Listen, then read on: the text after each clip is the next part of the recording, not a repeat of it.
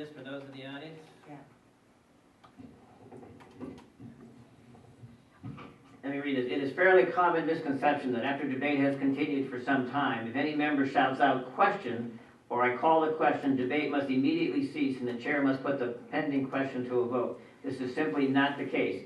Any member who wishes to force an end to debate must first obtain the floor by being duly recognized to speak by the chair and then must move the previous question. Such a motion must be seconded and then adopted by a 2/3 vote or by unanimous consent. It is not in order to interrupt the speaker with cries of question or call the question, and even if no one is speaking, it is still necessary to seek recognition. That clarify that issue for? Sure. Thank you very much. My understanding or my recollection is we talked about the town council rules and procedures at the last meeting. I think there was a sense that people wanted to spend a little more time with it, as I recall. But I don't think we actually adopted it, or am I incorrect in that assumption? You are correct. We did not, okay. So, discussion. I'll open it up. In regards to like the in question, calling the question and such that Dr. Schenkel has brought up the chair. It's not reflected in those rules, so the other question is that if we're adopting, I think we need some statements that we're not going to adopt specifically Robert's rules or specific. So in that case, I guess the question would be, is it and I hate to use this term, a gentleman's agreement or an agreement amongst us that we're going to follow that particular rule, or are we going to add it to the council rules? I had the same question, but when you read what's here under 1A, it says Riggin rules and parliamentary law at a glance by E.C. Utler should be used as a guide when proper procedure is in question, except where modified herein. So what made me comfortable was used as a guide. It wasn't that we had to adopt those specific rules and stay by those rules consistently. I think that's doable, but certainly open to comments. Well, another comment on that. I think, and not to bring up this sort of subject, but I think we exposed one of the problems with that early in the public input. The idea of all of a sudden yanking out a rule that we have never set a precedent with. So I would say that where we can, I think we need to establish it as a rule in that pamphlet, where if we all believe that it's something that we should adhere to. That way it's crystal clear, not subject to interpretation or, you know. Yep. This was what I thought was the adopted rule and procedures. So this is what I based my comments on in my actions previously. Any other questions, comments, changes on this document? Mr. Chair, I would ask the other councils if there's anything in the council rules that they object to.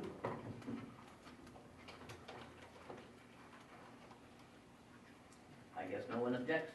I'd like to take out one of the 15-minute public inputs personally, but We want to hear I'm not looking to change the whole, we want to hear from the people. Yes, sir.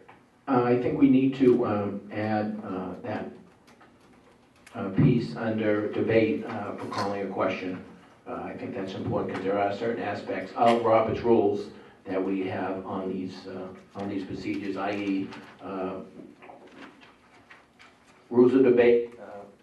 Council who moves can speak on it twice and so forth. So I think that's good. I would encourage us to add that aspect of calling the question and asking for a vote to have that question. And I'd like to get home early too, but I think it's important to have 2 sections of public input. Many a days, a long time ago, I sat in the audience 4 straight years and used to groan and moan at certain things, and I couldn't speak after the debate. So I think it's very important to have ability for people to comment on what was just discussed, and also allow right off the bat people who need to make a point directed on what's on the agenda to come and then leave. So I think it's important to have those 2 aspects of public input remained. You want to put this in a motion in terms of adding this to our rules and procedures? I would like to adopt the rules of procedures as, which were last revised 3.9 to 11, and add the section under debate referring to what was presented to us by Dr. Schenkel, starting with any member who wishes to force an end to debate must first obtain the floor by ruling by the chair, and then must, and then ask for a motion and adopt. Second. Whatever the correct wording should be. Second. Second. Second. Any further discussion? I'd just like some clarification on calling the question happened frequently at the last town meeting. There was a couple of constituents get up to talk on a subject, and a councilor called the question, and they weren't allowed to discuss it. How does that work at the town meeting? It does the, who, If I may, the moderator runs that, so it would be incumbent upon the moderator to grant the floor under Robert's rules, and then they call the previous question. They can't simply shout out, call the question, and debate ceases. So it would be, the moderator's position would replace that of chair in Robert's rules, and that's how that should be run. so does there have to be a vote of the council to call the question? It would be a 2/3 requirement, yes. Of- If the moderator recognized and granted the floor to the speaker wishing to call the previous question, then yes, 2/3 vote at that point. I'm a little confused. That's my understanding of Robert's rules. We should have clarification to the question, obviously, but, that is not what we have seen in the past, and Right, that's why correct. this is, I agree with what Mr. Schenkel just given us, but it's not been past practice in council chambers that I've seen sitting in the audience, and it hasn't been past practice at town meetings, because I know 3 people got up to speak at one of the topics, I forget which one. You But they remember it were- well. I think it was Councilor Piscatola called the question, and they weren't allowed to speak at it, even though they was only the first time speaking. If I may. Mr. Dowd. Perhaps having at the outset of the deliberative session, have the moderator do a review of that practice would be helpful. Because again, previous precedent has in fact been set, and I think if we establish the rules right up front, there can be no cries of, well, that's how you've always done it. But It doesn't adoption matter. of these rules would not apply to the town meeting, We're correct? not. This is just for the town council. That's correct. You had a comment, Dr. Schenkel? Well, yeah, actually, afterwards this came up. For one thing, town moderators can run by any rules they want for the general rule. Most of them will tell you at the beginning what rules they're using, and it's usually theirs. But most of them also will tell you that they can be overruled by a vote of the people, so it really comes down to that. But on that, just so you know, one of the things this council has asked me to do is bring in different departments to talk about what they're doing and things that are going on, and given the time of year we're in, at your next meeting, the town clerk is going to be here to talk about elections, and I have asked her if the moderator can make it, for him to come along, and the chairman of the supervisor of the checklist, so sort of the election people. So maybe you could even broach that subject with him if you can make it, so that'd be interesting. And the only other thing I wanted to say is, in terms of the motion, one of the things that you folks should decide is there's nothing magical. I mean, Robert's Rule of Order says 2/3 unanimous consent. There's nothing magical about that. I mean, you could make a majority vote, you could make a 2/3 vote, you know. That's something you guys should decide, I guess, or at least discuss. What you want to do to call the question, because it could be a simple majority if you want. I mean, there's nothing.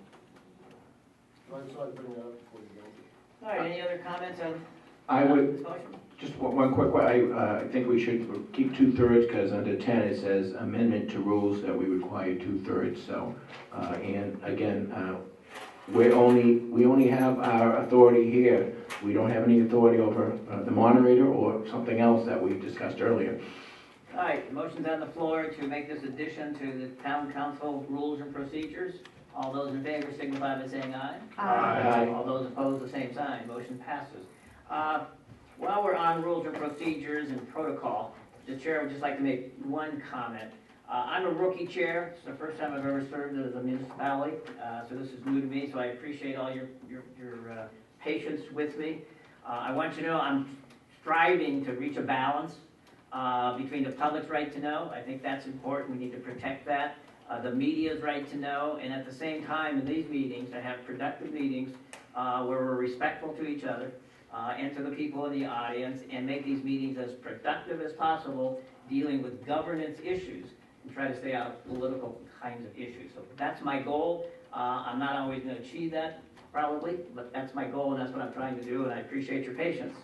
Moving on to recycling and transfer. Oh, actually, Yeah. sorry, Yeah, Chair, yes. may I still have one issue in regards to this?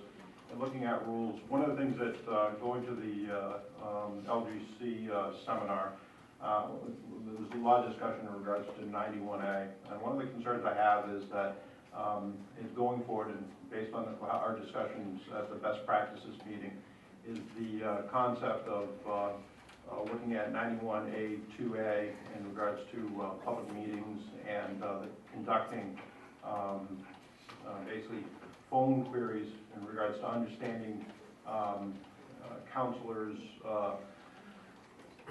position on things, are looking for consensus. And one of the things I want to do, and I'm not certain if maybe we should emphasize it in the town council rules, is to emphasize the fact that the RSAs that govern the way we do business in public needs to be adhered, and that it's inappropriate in which to make phone calls to try to get consent of the majority, even if it's done person to person, where you don't have a quorum. And one of the legal briefs by Christine Fillmore, the staff attorney, which talks about what it means to act as a board, clarifies this and goes into some really good detail. And I would recommend that all the members of the council read that to understand that if these things aren't followed, and it, you know, it's what you're doing is if those things happen, you potentially isolate potentially isolate counselors' knowledge or competency in regards to what the subject matter is, and that bringing that forward would be could be problematic for the motion. Say a motion came forward, and as she states in her brief here, that you know, board that violates these requirements, an action is subject to court scrutiny and may subject to either that individual or the town or both in a range of remedies under law. And I do not want to get into that type of situation. So we should all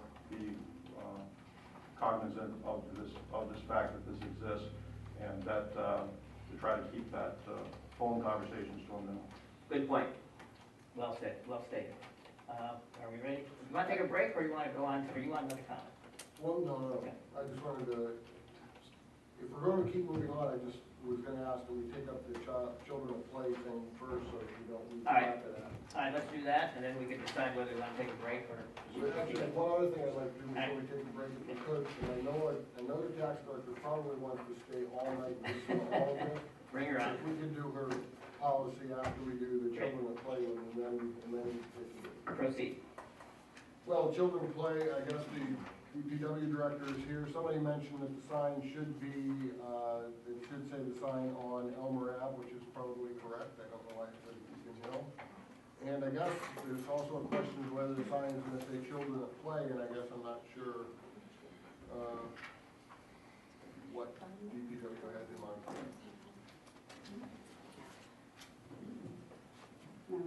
Yeah, I don't wanna put, children at play, only because it's, to me, it indicates more that kids are in the road, they're not supposed to be in the road, but we know they're gonna be in the road, so we wanna, I'm still looking at the signs and stuff, but some type of caution, say children are around, but not to say it, you know, to be politically correct or whatever. What about one of those signs that just shows like children in a crosswalk?